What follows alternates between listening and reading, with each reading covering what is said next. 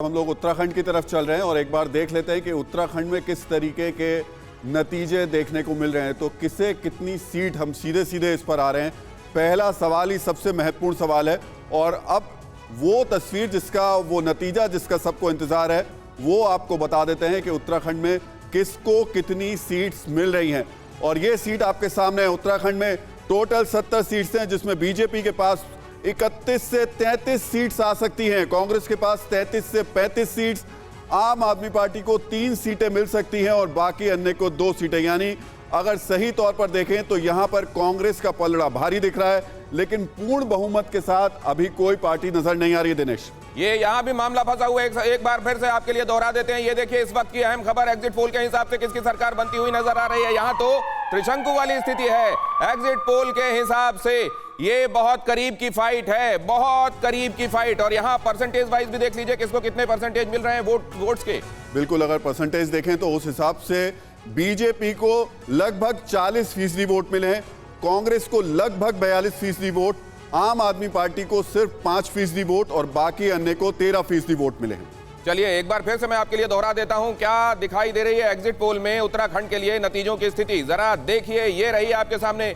Bharatiya Janata party और कांग्रेस में कांटे की टक्कर नजर आ रही है। किंग मेकर की भूमिका में सामने आ सकती है आम आदमी पार्टी भी। यहाँ कांग्रेस नजर आ रही है, अदर्स नजर आ रहे हैं, अदर्स नजर आ सकते हैं किंग मेकर की भूमिका में। आम आदमी पार्टी भी बहुत महत्वपूर्ण। उत्तराखंड में कांग्रेस को 33 में से 35 सीटें मिल सकती हैं, ये एग्जिट पोल्स बता रहे हैं। उत्तराखंड में बीजेपी को 31 में से 33 सीटें हासिल हो सकती हैं।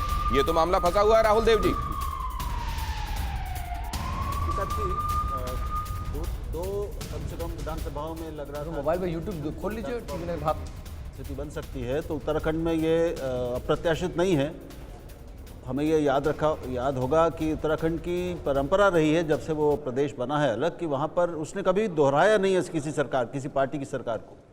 तो उसका इतिहास भी है। इस बार परिस्थितियाँ भी ऐसी थी। कांग्रेस अंत में एकजुट हो सकी हरीश रावत के नेतृत्व में, हालांकि वहाँ भी काफ़ी उथल पुथल रही।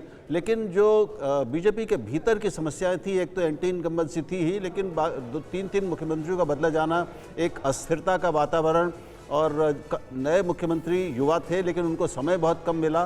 तो ये सारी चीज़ें ऐसी थी और बदलाव की इच्छा एक वहाँ दिखती है। हर बार वहाँ की जनता ने बदलाव किया है और इस बार भी लग रहा है कि वो बदलाव की इच्छा वहाँ प्रबल रही है। अभी देखते हैं, अब ये एग्जैक्ट नहीं है, ये तो हम सब जानते ही हैं, तो एक बार अनुमान है, आकलन है, राजीव जेटली जो है लेकिन संकेत दे रहे हैं। मुख्यमंत्री बदलने का कोई फायदा मिला या नहीं मिला? जो नतीजे बता रहे हैं वो तो लग रहा है कोई फायदा नहीं मिला।